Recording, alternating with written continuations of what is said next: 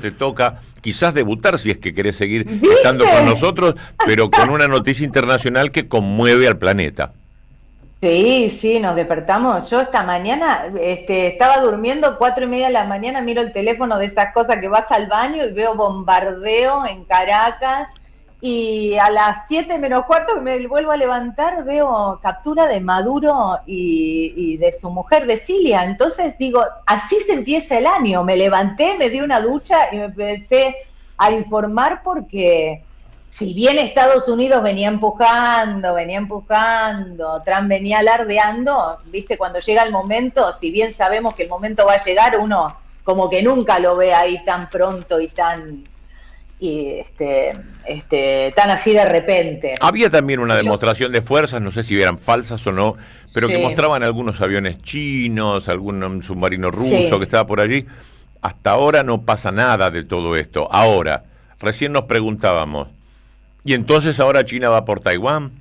¿Ahora se da entonces el arreglo de Ucrania que pudieron haber conversado en Alaska? Bueno, tómate la zona del Donetsk y yo me tomo Venezuela.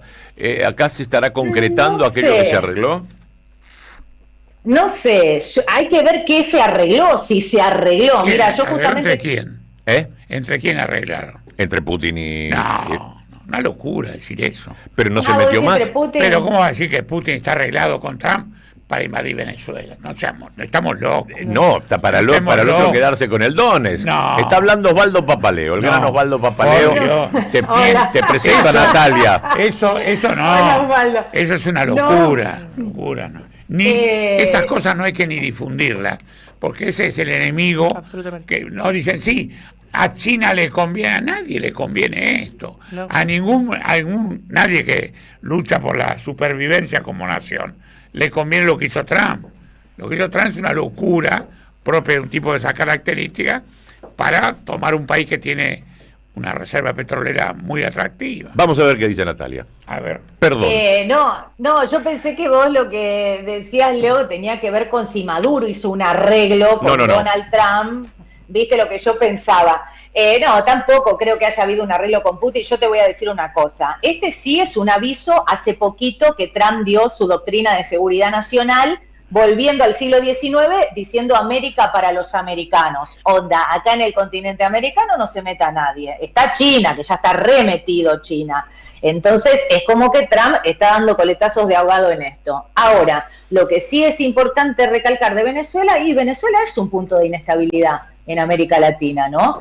Con el apoyo de Irán, con el apoyo de Rusia, con el apoyo de China. Ahora, yo no creo que ninguno de esos países se inmole por Maduro, o entre en un conflicto, o intente entrar en algún conflicto para defender a Maduro. La verdad que no lo creo. Y lo que sí creo es que también, y ahora estamos como medio todos especulando, pero una de las cosas que me parece es que Maduro, para mí, porque habló hace poquito la fiscal, ahora no estoy con las noticias porque estuve viajando, no estoy tan al último momento con lo que viene pasando, pero la fiscal dijo acá todas las de la ley se le van a aplicar a Maduro y a Cilia. Entonces digo, bueno, y lo sacaron a Maduro, y solo a Maduro, y no a toda la cúpula, ¿no? Cuando todos, según Estados Unidos y según Trump, son parte del cártel de los soles. Entonces, ¿cuál es el arreglo? Entonces, todo esto para mí da a presuponer que no ha habido arreglo entre Maduro, porque muchos, y a mí esto lo que recuerda, si bien no es igual, la invasión a Panamá de 1989. Esto recordaba recién Papaleo. Donde se saca a, ¿cómo se llamaba el presidente? Noriega. A Noriega, pero ahí le entra en territorio con 26.000 militares, él se atrinchera, bueno, pero era distinta la situación. Totalmente. Pero también, era de la CIA. Totalmente distinta. Además Noriega, era totalmente... no te olvides que se había caído el helicóptero con... Sí, claro. Que era un agente de la CIA, entrenaba en las escuelas de las Américas también. Por eso, ¿no? Sí. No, es distinta la situación de Maduro y Noriega. Sí, distinta. Es muy distinta la situación porque Panamá no era un estado como está Venezuela hoy. Y hay que... entonces, bueno, una de las cosas que me parece a mí también acá sumamente importante que hay que tener en cuenta, y yo creo que ahora la mano, para dónde vire lo que ocurra, es gran parte de la población civil de Venezuela. Los 28 millones de venezolanos que están ahí.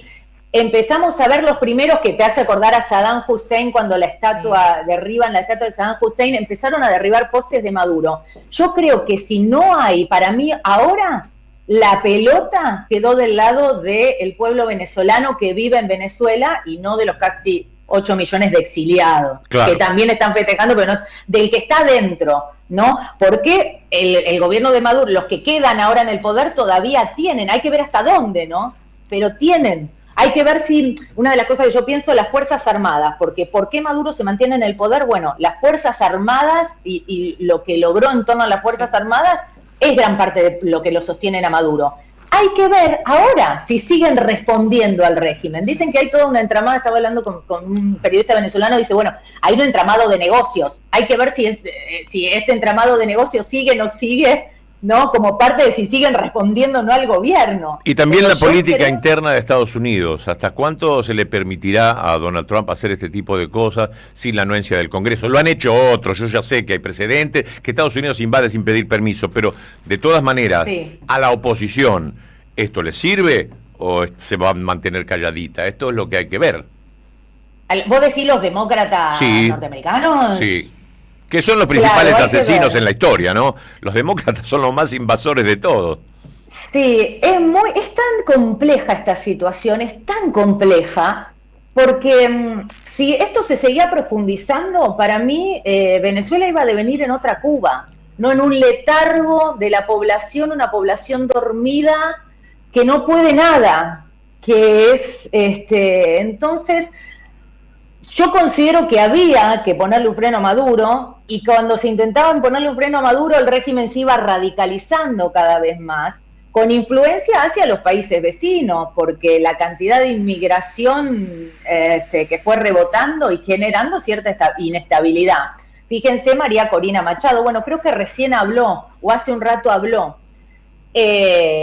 pero también con mucha cautela y muchos en contra en su momento de la entrega del premio Nobel a ella. Pero ¿no? Por supuesto, sí, una reacción casi internacional en contra de esto. Nuestro propio Nobel de la Paz ha reaccionado en contra de todo esto, una vergüenza total.